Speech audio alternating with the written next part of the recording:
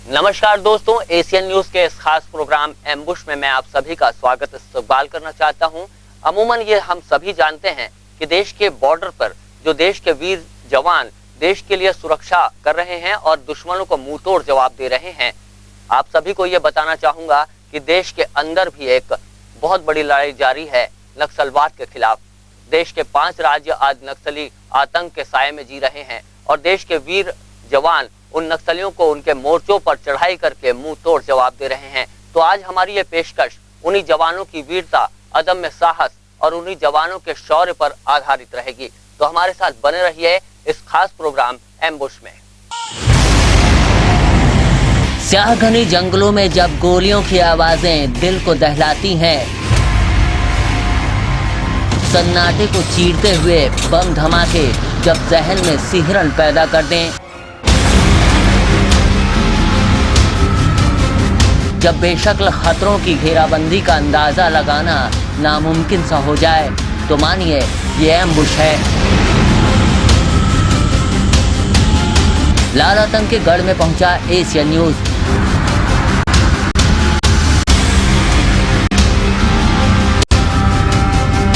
नक्सलियों के घात और देश के जवानों की अदम्य वीरता की ग्राउंड जीरो से रिपोर्टिंग।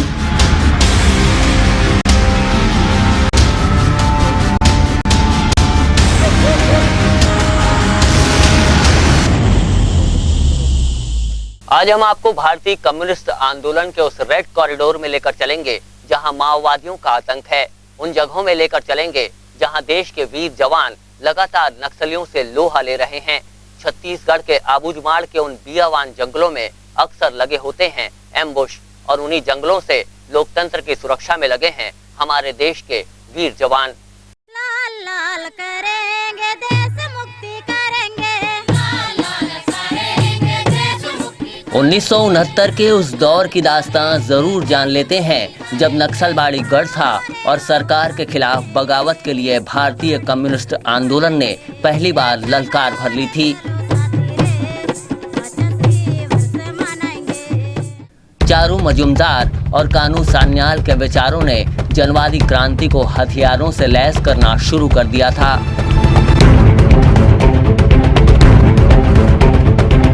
मजदूरों, किसानों के अधिकारों के लिए यह विचारधाराओं का जंगे ऐलान था। जल, जंगल और जमीन के लिए विचारों की क्रांति और मरने मारने का ऐसा बारूद आम जनता में भर दिया गया था जो धीरे धीरे नासूर बनता जा रहा था।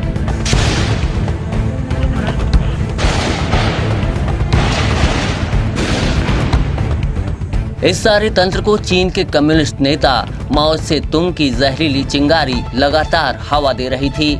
उस दौर के जनवादी आगाज ने आज भारत में आंतरिक युद्ध के हालातों की सारी सीमाओं को लांघ दिया। भारत में वो जनवादी क्रांति अब माओवादी या नक्सलवादियों का विकराल रूप इख्तियार कर चुकी है।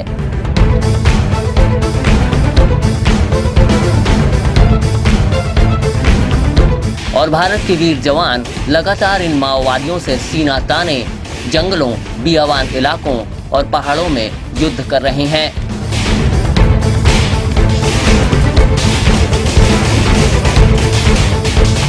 रेड कॉरिडोर का दायरा भारत के 5 राज्यों आंध्र प्रदेश, उड़ीसा, झारखंड, बिहार और छत्तीसगढ़ के काफी इलाकों में अपने पांव पसार चुका है।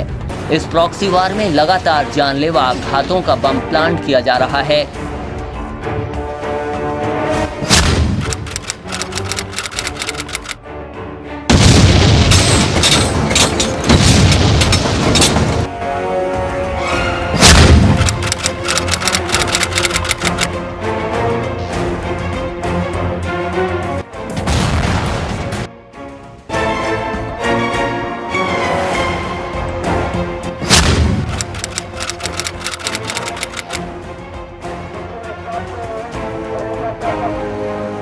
और नक्सलियों की हर किलेबंदी के खिलाफ भारत के वीर जवान लगातार मोर्चे संभाल रहे हैं और लाल आतंक को मुंह तोड़ जवाब भी दिया जा रहा है।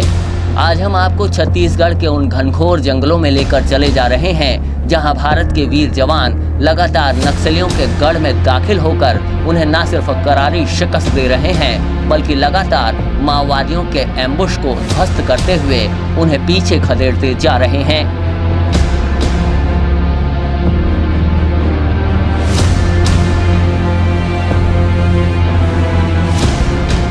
तो पेश है आबूझमाड़ के बियावान, खतरनाक और घनघोर जंगलों से एशियन न्यूज की ग्राउंड रिपोर्टिंग एम्बुश। संगीनों के साये में जहां जिंदगियां हमेशा खौफजदा हो जाती हैं, जहां बम धमाकों की आवाज़ अचानक जहन में सिहरन पैदा कर देती है, जहां ना जीपीएस की तरंगें काम करती हैं, न मोबाइल का नेटवर्क। छत्तीसगढ़ के ऐसे ही बियावान जंगलों में आज हम आपको ले जाने जा रहे हैं, जहां भारत की फ्रंटलाइन फोर्स बीएसएफ ऑपरेट कर रही है और लगातार नक्सल मूवमेंट के खिलाफ जंग जारी है। इस मिशन को हमने नाम दिया है मिशन एम्बुश। देश के बहादुर बॉर्डर सिक्योरिटी फोर्स के जवानों ने छत्तीसगढ़ के आबूझमाड़ इलाके के काफी हिस्सों में अपनी अदम्य वीरता, साहस और मजबूत फौलादी इरादों के दम पर लाल आतंक की किलेबंदी को इन घनघोर बियावानों में ध्वस्त कर दिया है। आज इन्हीं रणबांकुरों की टीम के साथ हम उस ग्राउंड जीरो पर जा रहे हैं जो आज भी माओवादियों का गढ़ है, लेकिन बीएसएफ की कमान संभालने के बाद से माओवादी लगातार इन इलाकों में बैकफुट पर जा रहे हैं। असलहों बारूदी सुरंगों के उस गढ़ में हम आपको लिए जा रहे हैं जहां पग पग में मौत बिछी हुई है, लेकिन माओवादियों की उन किलेबंदियों पर बॉर्डर सिक्योरिटी फोर्स लगातार फतह पा रही है। इस खौफनाक सफर की शुरुआत भिलाई बीएसएफ हेडक्वार्टर से, मंजिल है बीएसएफ की वो आखिरी पोस्ट जिसमें आगे अब भी नक्सलियों का बेखौफ राज जारी है। सिहरन और खौफ को धैर्य, वीरता और साहसी जज्बातों ने अक्सर शिकस्त दी है। शायद बीएसएफ के जवानों की इसी ताकत ने हमारे जहन से भी डर को निकाल फेंका। भिलाई बीएसएफ हेडक्वार्टर से हमें कई सौ किलोमीटर का सफर कर उस खौफनाक मुकाम तक पहुंचना था जो महला नाम से जाना जाता है। महला बीएसएफ की बनाई गई वो आखिरी पोस्ट है जिसके बाद माओवादी अब भी अपनी पैठ आगे जारी रखे हुए हैं। भिलाई से दुर्ग, दुर्ग से बालोद, बालोद से भानु प्रतापपुर की ओर बढ़ते हुए अब हम लगातार घनघोर जंगलों, पहाड़ियों में दाखिल होते जा रहे थे, जहां इंसानी आमद लगातार कम होती जा रही थी। इन इलाकों पर गुजरते वक्त हमें बताया गया कि आगे दुर्ग कोंदल से गुजरना होगा। भानु प्रतापपुर, दुर्ग कोंदल और फिर पखांजूर की ओर बढ़ती सड़कों, वीरानी भरे मंजरों के बीच कभी कभार ग्रामीण रहवासियों की रहगुजर और आवाजाही दिखाई पड़ती। तेज रफ्तार से दौड़ती हमारी गाड़ियां पखांजूर के रहगुजर इलाकों में अचानक दाखिल होती हैं। इस पूरे सफर के दरमियान बीएसएफ के जवानों ने सुरक्षा के लिहाज से हमें आबादी वाले इलाकों में गाड़ियों से उतरने से सख्त मना किया था। हमारी गाड़ियां सीधे बीएसएफ के पखांजूर हेडक्वार्टर के भीतर दाखिल हुईं। यह हेडक्वार्टर अब से महज कुछ सालों पहले ही बनाया गया है।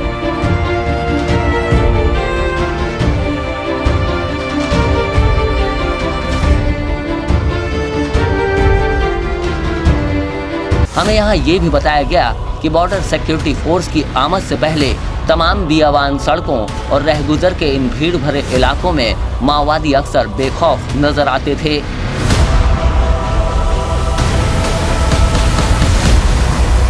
और अक्सर फोर्स मूवमेंट के खिलाफ खुली चुनौतियां बनकर सामने आ जाते थे, लेकिन हेडक्वार्टर का खुलना और इन जाबाज जवानों के दबिश के चलते माओवादी अब इन इलाकों को छोड़ चुके हैं, लेकिन उनकी आमद और इलाके में छिटपुट पैठ अब भी बरकरार है। इन्हीं इलाकों में अब भी माओवादियों का सूचना तंत्र काफी मजबूत है।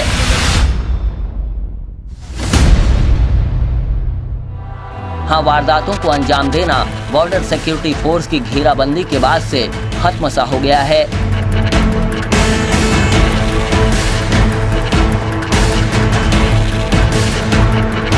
पखांजूर हेडक्वार्टर में बीएसएफ के बड़े कमांडिंग अफसर से हमारी मुलाकात हुई।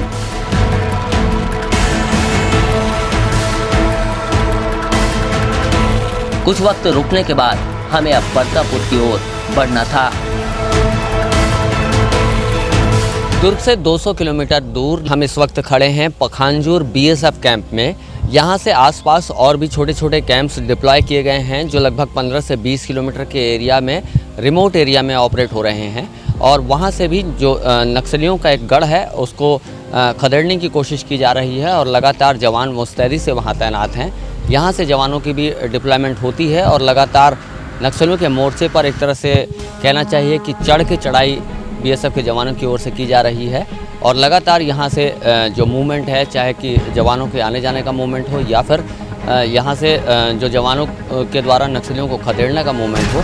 एक समय ऐसा था जब यहाँ नक्सलियों का गढ़ माना जाता था। भानु प्रतापपुर से लेकर पखांजूर और आसपास के पूरे इलाके जो है नक्सलियों के गढ़ माने जाते थे। सड़कों में, चाहे दुकानों में, चाहे आसपास के एरियाज़ में नक्सलियों की पूरी बैठ मानी जाती थी। लेकिन जब से बीएसएफ यहाँ पर लॉन्च की गई है और बीएसएफ की कई पोस्टें लॉन्च की गई हैं, उसके बाद से नक्सली कहीं ना कहीं बैकफुट पे गए हुए हैं। परतापुर की ओर बढ़ते वक्त हमारे साथ बॉर्डर सिक्योरिटी फोर्स की बड़ी टुकड़ी शामिल हो गई।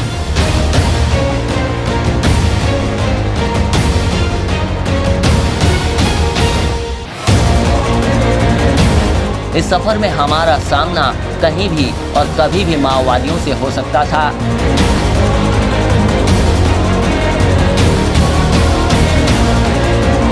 इसलिए बीएसएफ जवानों की इस टुकड़ी ने तमाम अत्याधुनिक और ऑटोमेटिक हथियारों से खुद को लैस कर लिया था, जिसके बाद कई किलोमीटर कच्ची और पक्की सड़कों के फासले तय करने के दरमियान बीएसएफ की पूरी जांबाज टुकड़ियों ने चप्पे चप्पे पर अपनी निगाह बनाई हुई थी।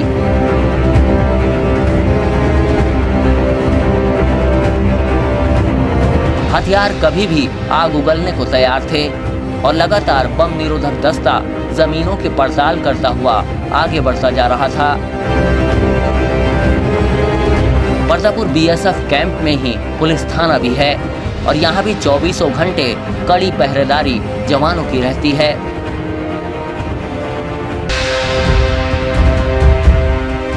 यहाँ से हम आगे महला की ओर बढ़ते, उससे पहले हमें यह जानना बेहद जरूरी था कि आखिर नक्सलियों के मांद में घुसते हुए जिस तरह बीएसएफ आगे बढ़ रही है, किन मुश्किल हालातों और जांबाजी के किस कीमत पे ये मुमकिन हो पा रहा है।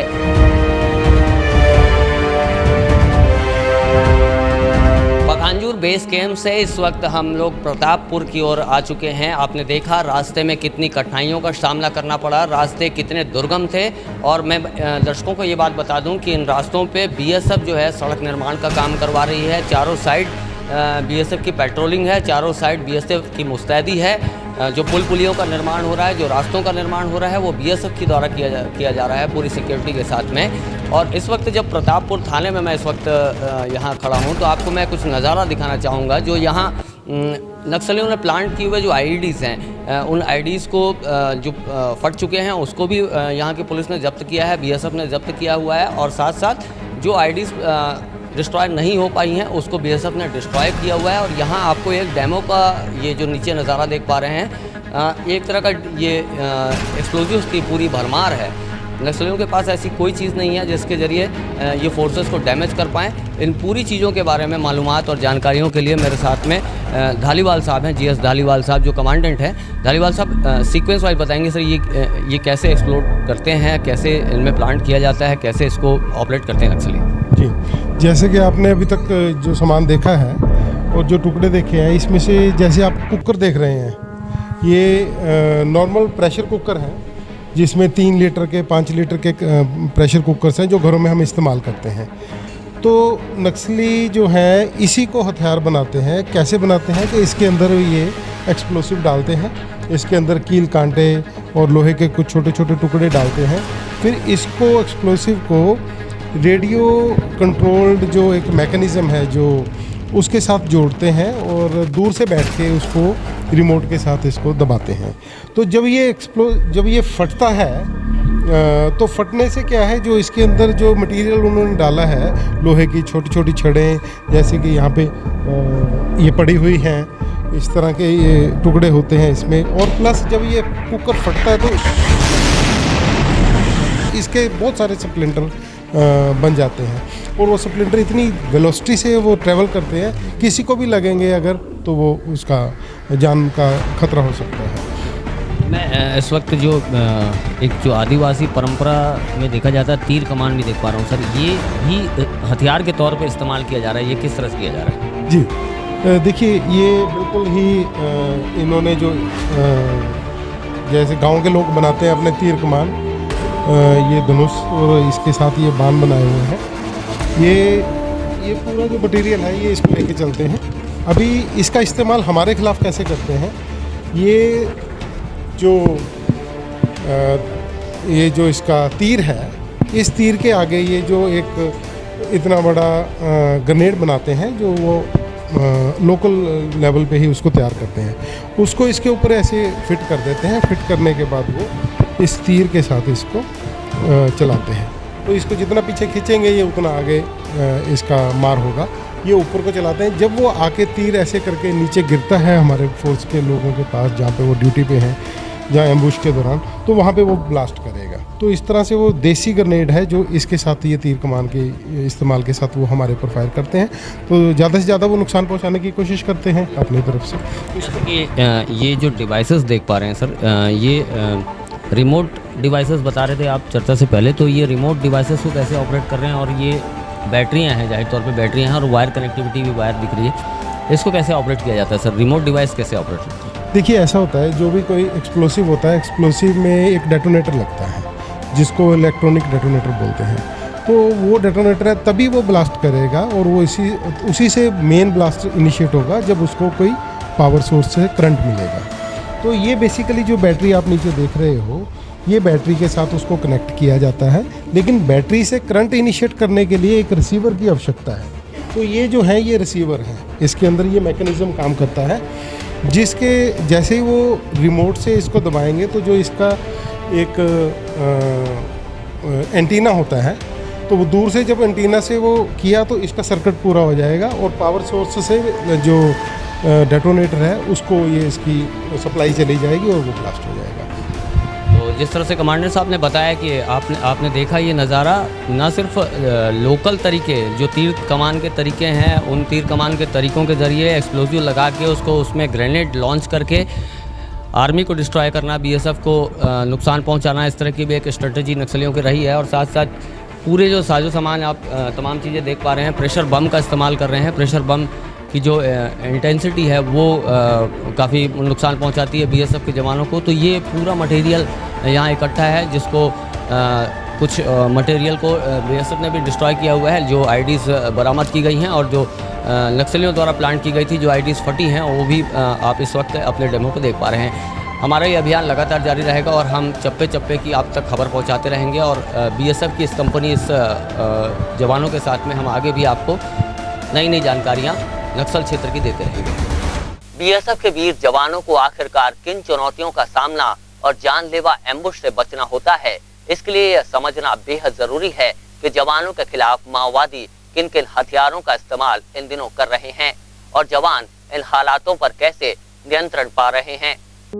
अगर बॉर्डर सिक्योरिटी फोर्स अत्याधुनिक हथियारों और सधी हुई मोटर्स ऑपरेंडी इन इलाकों में अपनाकर चल रही है, तो नक्सलियों को कम आंकना भी बड़ी चूक हो सकती है। नक्सली भी घातक हथियारों से अक्सर लैस होते हैं, वहीं आईईडी प्लांट करने में वो काफी माहिर हैं। नक्सलियों के पास रॉकेट्स भी हैं और इस तरीके के तीर कमान भी, जिनमें आगे बारूद प्लांट किए जाते हैं। एंटी लैंडमाइन व्हीकल उड़ाने में अब तक वो कई बार कामयाब रहे हैं। वहीं पैदल सर्चिंग के जवानों के लिए भी प्रेशर बमों का इस्तेमाल वो कर रहे हैं।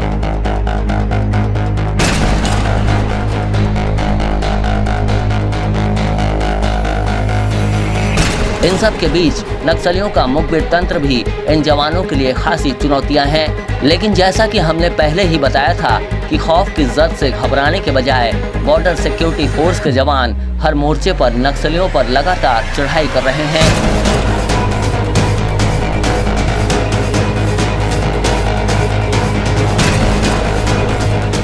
उनके सबूत आपके सामने हैं, जो नक्सली ऑपरेशन से लगातार रिकवर किए जा रहे हैं।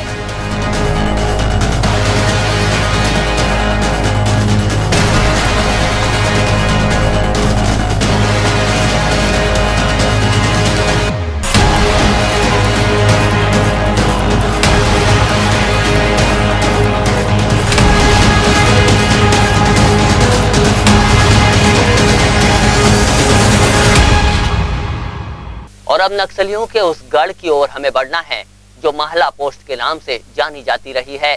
इस पोस्ट पर बढ़ना सीधे मौत का सामना करने से कहीं कम नहीं। हालांकि इस इलाके में बॉर्डर सिक्योरिटी फोर्स का दबदबा काफी बढ़ चुका है, लेकिन अगले कुछ कदम में क्या हो पाए कोई नहीं जानता। हालांकि बीएसएफ ने परतापुर से महला तक की सड़क भी बनवा दी है, लेकिन यह दुर्गम इलाका अब भी मौत की आखिरी दस्तक बनकर कभी भी सामने आ सकता है। पखांजूर कैंप के बाद में प्रतापपुर कैंप और उसके बाद में महला जाने की तैयारी चल रही है।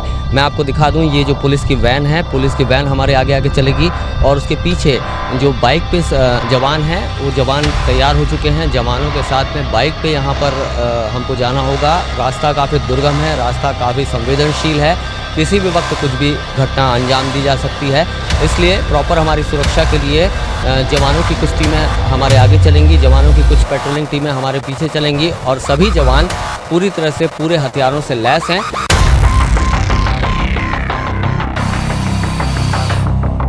परतापुर से अब हमें अपनी गाड़ियां छोड़ देनी थी और आगे का खौफनाक सफर हमें इन बाइक्स पर करना मजबूरी था।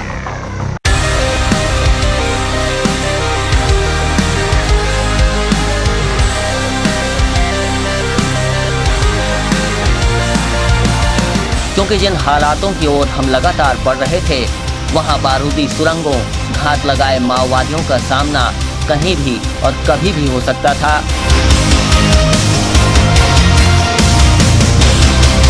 वो रूह कपा देने वाली वारदात इसी 23 अप्रैल की है, जब महिला पोस्ट से परतापुर की ओर बढ़ती बॉर्डर सिक्योरिटी फोर्स की एक बड़ी टुकड़ी पर नक्सलियों का एम्बुश लगा हुआ था। परतापुर पहुंचने के ठीक कुछ किलोमीटर के पहले के फासलों पर माओवादियों ने बीएसएफ जवानों पर अचानक हमला बोला।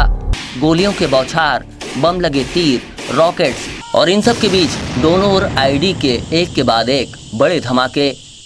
बीएसएफ के जवानों ने तुरंत मोर्चा संभाला और माओवादियों के खिलाफ अंधाधुंध गोलियां और बम बरसाने शुरू कर दिए। इन दो वीर जवानों से जाने कि उस दिन किन हालातों के बीच इन्होंने नक्सलियों को मुंहतोड़ जवाब दिया। प्रतापपुर से इस वक्त हम 4 किलोमीटर आ चुके हैं और मैं आपको बता दूं कि ये यहाँ का सबसे सेंसिटिव इलाका है। अब से कुछ दिन पहले इसी महीने यहाँ एक गंभीर वारदात हुई थी। नक्सलियों के द्वारा चारों साइड से एम्बुश लगाया गया था बीएसएफ के जवानों को मारने के लिए, लेकिन उस एम्बुश को डिस्ट्रॉय कर दिया गया बीएसएफ के जवानों की बहादुरी की वजह से, क्योंकि जो पेट्रोलिंग पार्टी इस रोड से आ रही थी और जो पेट्रोलिंग पार्टी मेरे कैमरामैन के पीछे जो सड़क है वहाँ से जो आ रही थी, दोनों पेट्रोलिंग पार्टी ने मिलकर युद्ध स्तर पर नक्सलियों का सफाया करने के लिए युद्ध स्तर पर मुकाबला किया। उस दिन जो जवान यहाँ उस घटना के शिकार होते होते बचे हुए मेरे साथ में हैं। सर बताएंगे कि क्या हुआ था उस दिन? उस दिन क्या लगभग हम अपने सीओबी से पेट्रोलिंग पार्टी निकली। हमारी पार्टी की जो स्ट्रेंथ थी वो 35 थी, जिसमें 2 ऑफिसर, 3 सब इंस्पेक्टर और बाकी अदर्स थे। तो एक पार्टी को मैं as assistant commandant Ajay lead कर रहा था, एक पार्टी को ये लीड कर रहे थे संजीव झा, ये लीड कर रहे थे। मेरी पार्टी क्या थी, रोड के राइट साइड थी। हम सीओबी महिला से आ रहे थे और मेरी पार्टी में जो मेरे 6th बंदा था, जो घायल हुआ है मेरा जवान, वो क्योंकि हमने आपस में गैप जो हमारा था वो लगभग एक जवान से दूसरे जवान के बीच में 20 से 25 गज का फासला था। तो इस तरह से हम जो है काफ़ी फैले हुए थे। लगभग हम इसके डेप्थ में रोड से अंदर 100 से 150 मीटर अंदर तक फैले हुए थे। तो जो उनका एम्बुश था वो शी शेप में था, तो उन्होंने हमको यहाँ से लेकर के इधर तक कॉर्डन किया हुआ था। लेकिन हुआ क्या कि हमारी पार्टी का जो वो था एक्सपेंड था वो काफ़ी ज़्यादा था, तो वो हमारा बंदा डायरेक्ट उनके ऊपर चढ़ने लगा। तो उनको लगा कि ये बंदा हमारे ऊपर आ रहा है और उन्होंने फायर खोल दिया। फायर खोलते ही मैं रोड की साइड था, मेरे ऊपर भी फायर आया, हैवी वॉल्यूम में फायर आया। हैवी वॉल्यूम फायर हमने तुरंत जो है वहाँ पर फायर के लिए आड़ पकड़ी और आड़ पकड़ते ही हमने फायर खोला। हैवी वॉल्यूम में हमने भी फायर खोला। इवन मैंने खुद जो है 70 राउंड फायर किए। मेरे बडी ने UBGL जो था उसके पास, उसने UBGL का फायर खोला और तुरंत जो है विद इन टाइम जो है हमारा रिटेलिएशन जो है वो चालू हो गया हैवी वॉल्यूम। बताया जा रहा था चर्चा से पहले कि नक्सलियों ने चारों साइड से एम्बुश लगाया गया था। कैमरामैन से कहूँगा जरा एरिया दिखा दें। ये एरिया आपको मैं बता दूं कि जंगल के अंदर भी नक्सली छुपे हुए थे। ये जो आप गड्ढे देख पा रहे हैं, इस गड्ढे के अंदर भी बम प्लांट किए हुए थे, IEDs प्लांट की गई थी और लगातार इस साइड से भी फायर आ रहा था और इस साइड भी मैं आपको दिखाना चाहूँगा। ये जो साइड देख पा रहे हैं, इस साइड से भी लगातार फायर आ रहा था। ना सिर्फ मोटार से हमला किया जा रहा था, जो तीर कमान आपने अभी थोड़ी देर पहले देखा जिसमें एक तरह का लॉन्चर लगा के वो लोग बस करते हैं, उस तरह से भी फायर किया जा रहा था। और जो उनके पास में जो पारंपरिक हथियार हैं उनसे भी लगातार बॉम्बिंग की जा रही थी। उसको देखते हुए ये दोनों जो पेट्रोलिंग पार्टी है, लगातार सरप्राइज अटैक था उनके लिए, तो उसको निपटते हुए आप बताएंगे अपना एक्सपीरियंस कैसा रहा? जैसे ही हमारे ऊपर फायर आया, हमारी पार्टी रोड को क्लियर करते हुए इनसे अजय एसी साहब उनके पीछे हमारी पार्टी आ रही थी। जैसे ही फायर आया हमने तुरंत पोजीशन लिया, हमने आइडेंटिफाई किया कि फायर किधर से आ रहा है। अजय साहब इमीडिएटली रिटेलिएट उधर कर रहे थे, चूँकि हम पीछे थे तो पीछे से फायर करने में हमें ये महसूस हो रहा था कि हो सकता है हमारी अपनी कैजुअलिटी हो जाए।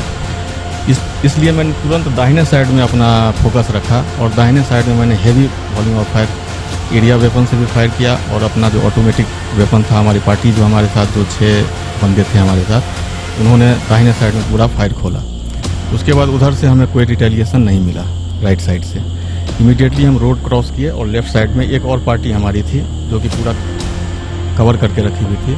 उनके लेफ्ट साइड में आप देखेंगे पीछे जाकर एक छोटा सा नाला सा बनता है ऐसे राउंड सर्किट में, उस नाला के किनारे किनारे हमने पोजीशन लिया। इस दौरान उनके नक्सलियों द्वारा वो तीर वाले बम काफ़ी आसपास फट रहे थे, लेकिन हमने पोजीशन लेके और अपने राइट साइड में जितने हमारे एरिया वेपन से मैंने पहले काफ़ी फायर किया, फिर अपने ऑटोमेटिक वेपन से फायर किया और मेरा फोकस रहा कि इस साइड से इनका किसी तरह का रीइंफोर्समेंट जो है, जो आगे नक्सली बैठे हुए हैं उनको ना मिले। इस वजह से वो दब गए और थोड़ी देर के बाद जो है वो पूरी पार्टी जो है वहाँ से भाग गई। इस तरह से जो जवानों की अदम्य वीरता, अजय साहब और आप संजीव झा साहब की कमांडिंग टीम ने जिस तरह से एक नक्सलियों के सरप्राइज अटैक को एक नाकाम किया। इस वक्त ये एरिया बहुत सेंसिटिव है। अब भी जब हम यहाँ पर खड़े हुए हैं तो चारों साइड खतरा बना हुआ है। आप देख पा रहे हैं कि चारों साइड हमें पूरी सिक्योरिटी देने की कोशिश जवानों की ओर से की जा रही है। न सिर्फ यहाँ जवान हमारे लिए सुरक्षा के लिए खड़े हैं, बल्कि जंगलों के अंदर से भी जो पैदल सर्चिंग पार्टी है वो लगातार हमें कॉर्डन ऑफ करके रखी हुई है। तो ये जो सबसे सेंसिटिव जगह है उस जगह से हमारी रिपोर्टिंग दिखाई जा रही है। पूरे छत्तीसगढ़ में जिस दमदारी से नक्सलवाद ने अपने पांव पसारे हैं, उससे भी कहीं ज्यादा दमदारी से हमारे देश के वीर जवानों ने माओवादियों के इस एम्बुश को समय समय पर ध्वस्त किया है। आज भी बीएसएफ की सख्त मोर्चाबंदी और अदम्य वीरता के चलते नक्सलियों के गढ़ में उन्हें मात मिल रही है। बीएसएफ के आला अधिकारी कहते हैं कि हम मुस्तैद हैं, हमारे रहते कोई फिक्र की बात नहीं। जिस तरह से इन छत्तीसगढ़ के घने जंगलों में एम्बुश कहीं भी हो सकता है और लगातार जो हमारे देश के वीर जवान हैं, बीएसएफ के जवान हैं, लगातार नक्सलियों को मात दे रहे हैं। नक्सली ज़रूर उनकी मोर्चाबंदी करते हैं और छुपकर वार करना उनकी आदत हो चुकी है, लेकिन फिर भी कभी कभी जो एम्बुश है उसमें जवान फंस जाते हैं। लेकिन जवानों की वीरता देखकर, आदम में साहस देखिए कि जवानों की जो शहादत है उसका बदला ज़रूर लेते हैं। और आज भी जिस मौके पर हम जिस जगह पे खड़े हैं, चारों तरफ खतरा है, उसके बावजूद ये जवान पूरी तरह से मुस्तैद हैं। हमारे छत्तीसगढ़ सरकार ने, केंद्र सरकार ने इन्हें जो टास्क दिए हैं उस टास्क को पूरी तरह से निर्वहन कर रहे हैं। न भूख की परवाह है, न पानी की चिंता है, बस इन जंगलों के बीच में घूमते रहना और लगातार नक्सलियों की मोर्चाबंदी को विफल करते रहना, ये एक टास्क बन चुका है। इस पूरे मूवमेंट के खिलाफ अगर बात करना चाहेंगे तो मेरे साथ में धालीवाल साहब हैं, एक बार फिर से बातचीत के लिए। धालीवाल जी, ये बताएंगे सर, नक्सल मूवमेंट आज किस कगार पे है? सिमटती जा रही है नक्सल मूवमेंट। जो इनका एरिया इन्फ्लुएंस का था वो धीरे धीरे कम होता जा रहा है और ये यहाँ से प्लान भी करते जा रहे हैं, लेकिन जहाँ पे इनका अभी भी इन्फ्लुएंस है वहाँ पे ये कोशिश करते हैं सिक्योरिटी फोर्सेस के साथ इस तरह की वारदात को अंजाम दें, ताकि लोगों को ये रहे कि हाँ, ये नक्सलियों का भी इस इलाके में वर्चस्व है, जो कि नहीं है। ग्राउंड पे कम होता जा रहा है, दिन ब दिन कम होता जा रहा है। जैसे कि आप बीएसएफ ने जब यहाँ पर मोर्चा संभाला हुआ था इस क्षेत्र में, पखांजूर और आसपास के इलाकों में, उससे पहले की स्थिति क्या थी सर? पहले की स्थिति देखिए, जो इस इलाके में डिप्लॉयमेंट्स हुए हैं वो 2009 और 10 के बीच में शुरू हुई हैं। 9 के लास्ट में शुरू हो गया था काम। उस समय जहाँ से अभी हम पखांजूर से जहाँ से अपन इस जंगल में आए हैं, वहाँ पर उनकी खूब रेट चलती थी और लोगों से, दुकानदारों से ये पैसा उगराई करते थे और वहाँ पे हर तरह से बंगाली जो पॉपुलेशन है उनको दबा के रखते थे। तो जैसे जैसे फोर्सेस इस इलाके में बढ़ी हैं, आई हैं, और जैसे जैसे ऑपरेशंस बढ़े हैं हमारे, और फिर ये थोड़ा रेसिस्टेंस किया इन्होंने शुरू में, फिर धीरे धीरे वो अंडरस्टैंड किया और दूर दूर चलने लगे। ये एक बात आती है सर कि जवानों की ओर से मोर्चाबंदी हो रही है, लेकिन फिर भी सरप्राइज अटैक होते हैं और बड़ी तादाद में भी नक्सली कई बार वारदात को अंजाम देने में सफल हो जाते हैं। तो आखिरकार ये कौन सा नेटवर्क है, आखिरकार इनकी इंटेलिजेंस इनपुट कहाँ से इनको मिलती है जो इस तरह से ये लोग वेल प्लान तरीके से ये सारी चीज़ें अंजाम दे देते हैं और घात लगाकर जो हमारे देश के जवान हैं उनको शहीद कर देते हैं। नहीं, बड़ा अच्छा क्वेश्चन आपने किया। ये जो लड़ाई लड़ रहा है नक्सली यहाँ पे, ये गुरिल्ला वारफेयर है। गुरिल्ला का काम है, आया, लड़ाई करी, 2-4 मिनट, 10 मिनट, 15 मिनट, उसके बाद एक बार डिसएंगेज होकर यहाँ से भाग जाना।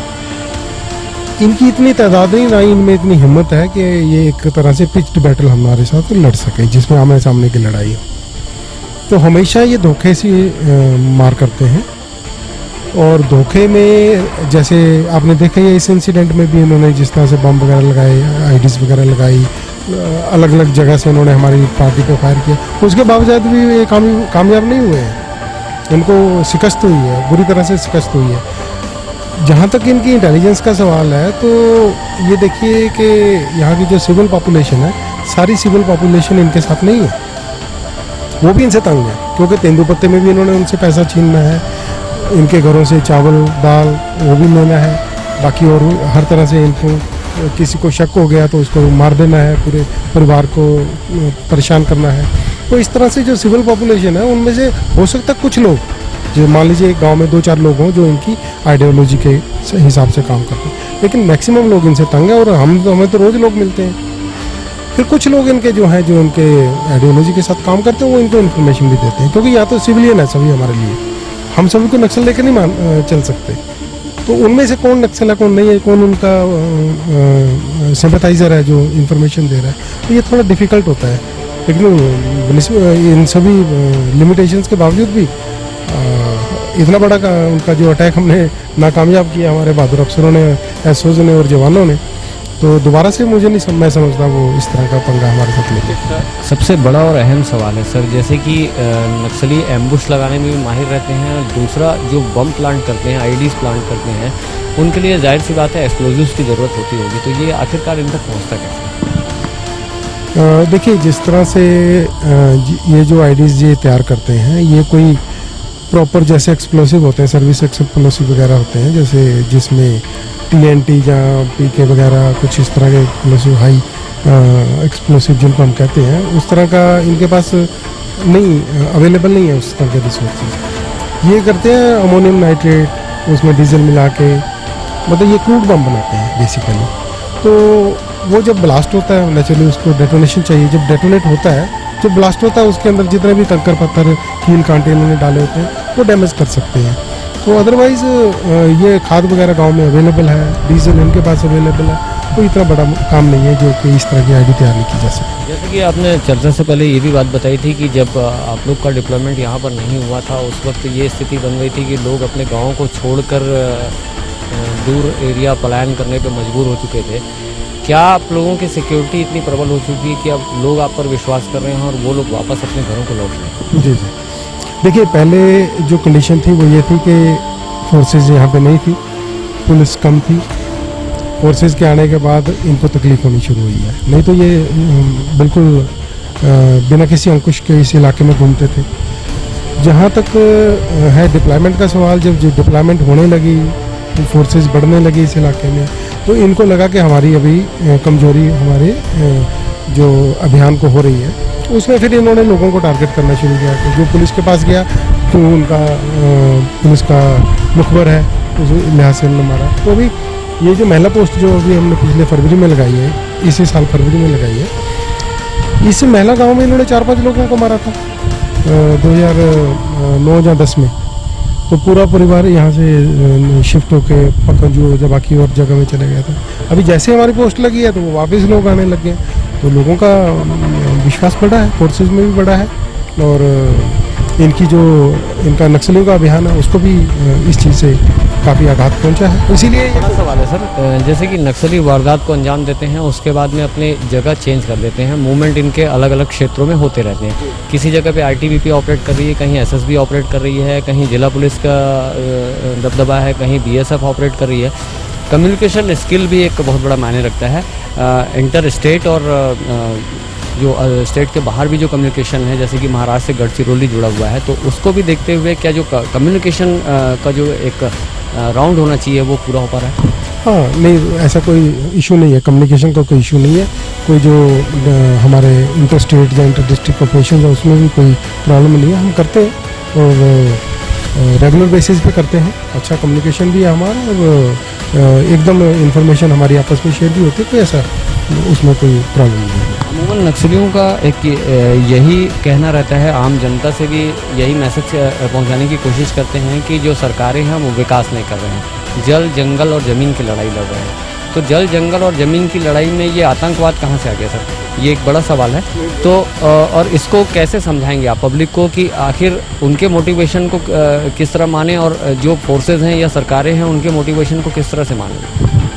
देखिए, जो आपने बड़ा अच्छा सवाल किया, ये जहाँ जहाँ पे भी प्रशासन पहुँचा है वहाँ वहाँ प्रोग्रेस हुई है। वहाँ पे डिस्पेंसरी आई, वहाँ पे स्कूल आया, वहाँ पे हर तरह की सुविधा पहुँची, प्रशासन के लोग वहाँ पहुँचने शुरू हुए।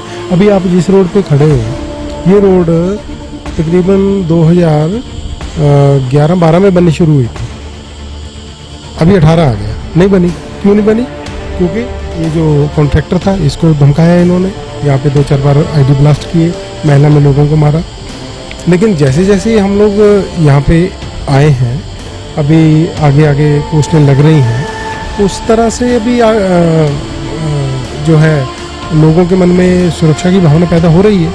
तो जहाँ तक हमारा सवाल है, जिस लिहाज से हम अपनी ड्यूटी यहाँ पे कर रहे हैं, तो मुझे नहीं लगता है कि ये बहुत लंबे अरसे तक किस इलाके में कामयाब हो चुके हैं। हाँ, जहाँ तक ये लोगों को तंग करते हैं, इनका कोई आइडियोलॉजी वगैरह का कोई मसला नहीं है। जो आप जंगल ज़मीन उसकी बात कर रहे थे, इनका इस समय लूट खसूट का जो सिर्फ मुद्दा है इनके सामने। ये गरीब लोग हैं, ये बेचारे दिन में तेंदुपत्ता चुनते हैं, शाम को 200 रुपये का 150 रुपये का तेंदुपत्ता वो करेंगे, तो ये उनकी कमाई में अपना हिस्सा रखते हैं। एक दिन का पूरे का वो उनसे ले लेते हैं हिसाब। इसके अलावा जो कॉन्ट्रैक्टर बाहर से खरीदने आते हैं, तो ये ऊपर से अपना रेट लेके उनसे भी पैसा एक्सटॉर्ट करते हैं। तो ये बेसिकली लड़ाई अभी वो नहीं है जो इनका वो जो आइडियोलॉजी थी, इसके अंदर क्रिमिनल लोग आ गए हैं जो पैसा इकट्ठा कर रहे हैं, गरीबों को तंग कर रहे हैं, उनको परेशान कर रहे हैं।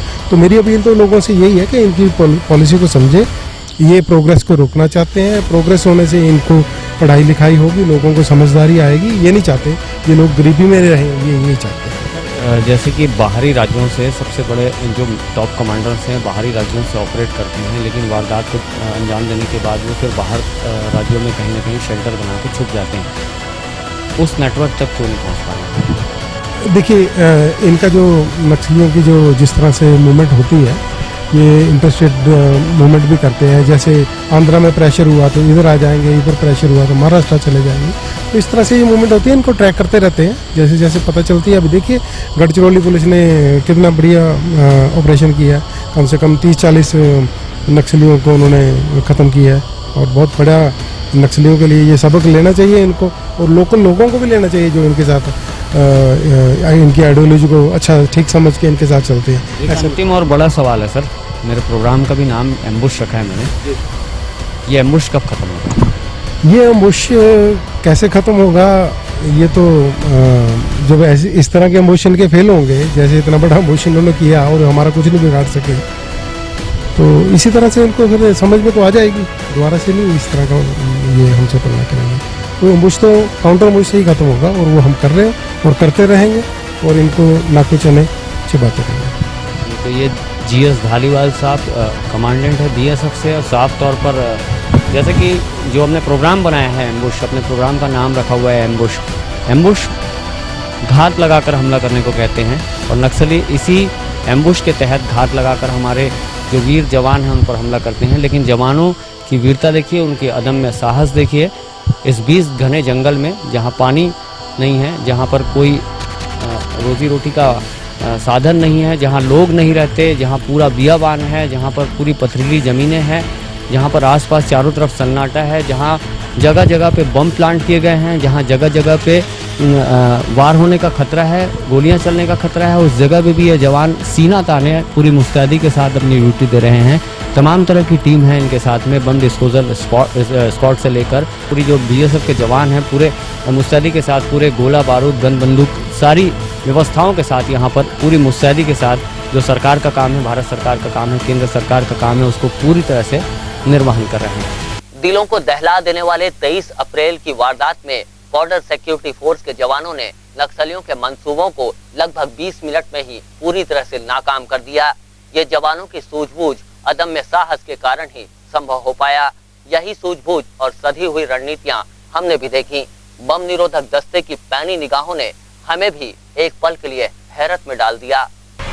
परतापुर से हमारी मोटरसाइकिलें महला की ओर लगातार दौड़ रही थीं।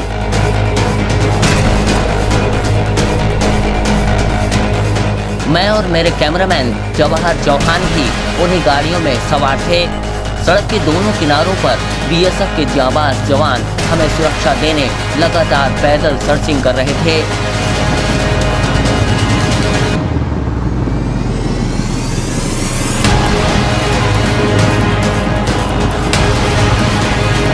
इसी बीच बम निरोधक दस्ते की पैनी निगाह एक लैंडमाइन पर पड़ गई और तब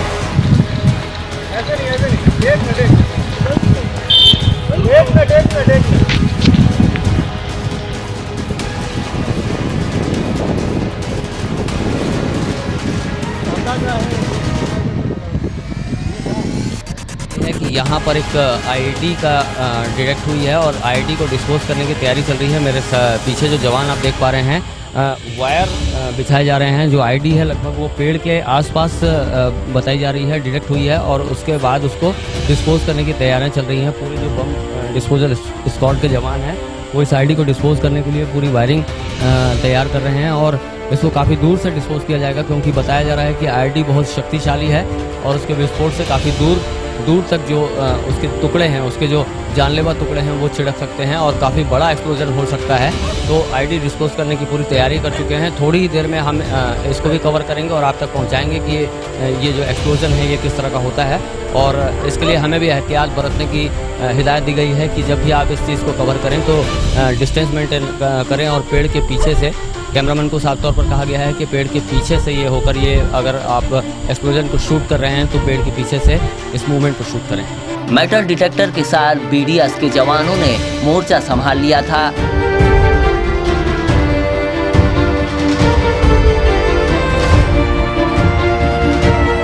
अचानक मेटल डिटेक्टर के बीप की आवाज तेज हो गई। जैसे कि यहाँ पर एक सस्पेक्टेड डिवाइस है तो इसका बीप तेज हो जाता है, तो ये वहाँ पर बैठ के रोटर करता है थोड़ा सा। तो इसमें से जैसा कि आप देख रहे हैं इसमें कुकर की सीटी दिख रही है, ठीक है। यहाँ पर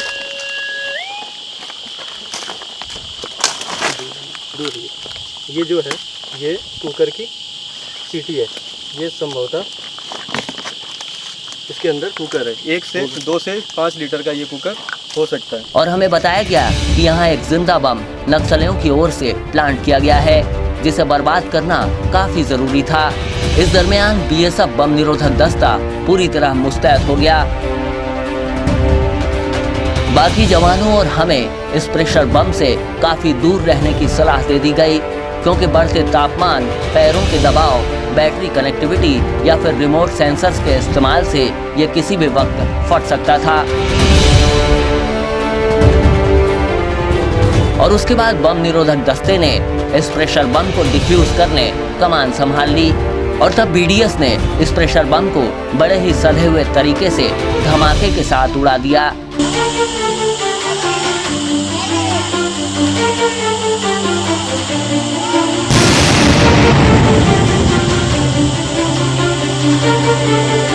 बीएसएफ के बम निरोधक दस्ते के इन रणबांकुरों से जाने कि हाल ही में इन्होंने इसी इलाके में 29 से ज्यादा बारूदी सुरंग को न सिर्फ खोज निकाला, बल्कि माओवादियों के इस एम्बुश को लगातार तबाह किया।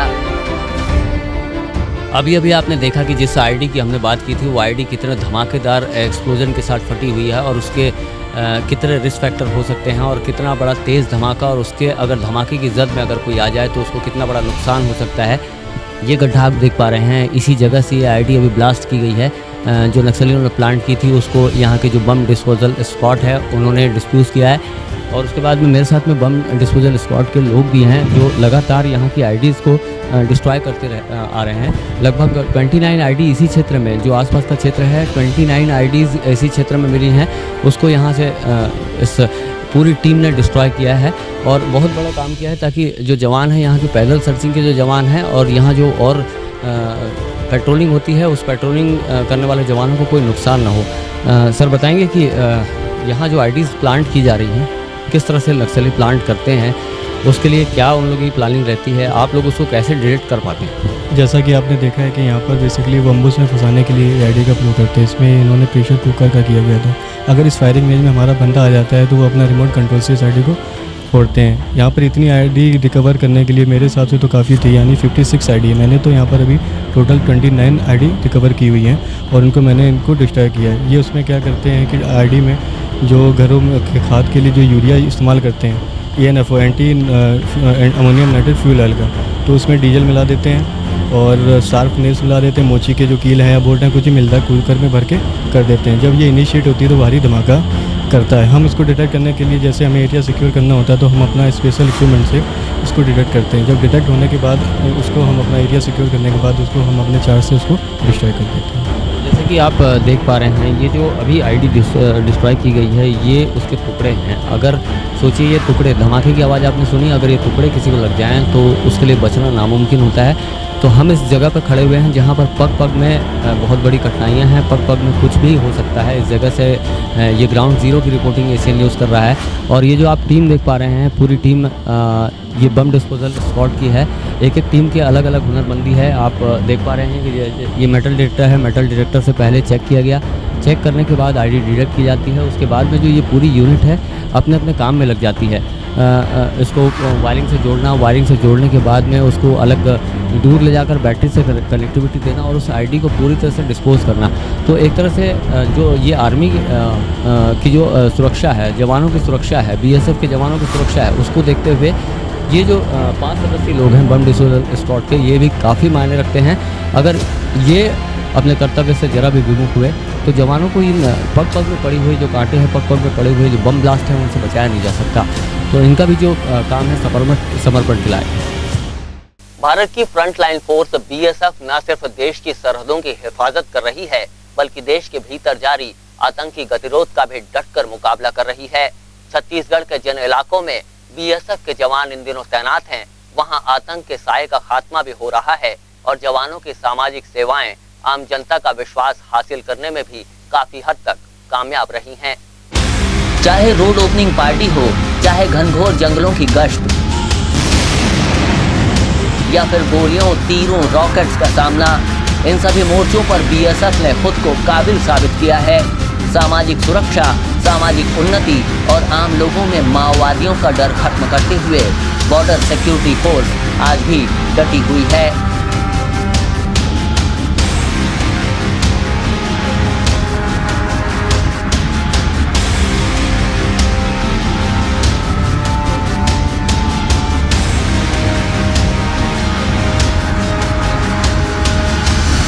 और ये जवान हर खतरे और हर हमले के एम्बुश को भेदने में कामयाब होकर देश ही नहीं, नक्सल प्रभावित इलाकों में भी काफी बेहतरी और जाबाजी से अपना फर्ज लगातार निभा रहे हैं।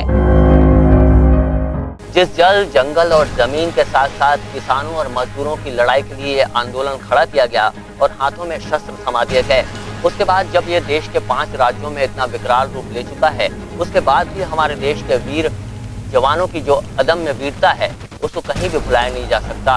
लगातार देश के वीर जवान न सिर्फ नक्सलियों के गढ़ में उनके मोर्चों पर चढ़कर चढ़ाई कर रहे हैं, बल्कि देश के सामाजिक और देश के उत्थान के लिए भी काफी हद तक काम कर रहे हैं। तो ये समझना बहुत जरूरी है कि देश में विकास को पहले प्राथमिकता दी जाए या इस आतंक के साये को। इस खास प्रस्तुति में इतना ही। हमारे प्रोग्राम आपको कैसा लगा जरूर बताइएगा।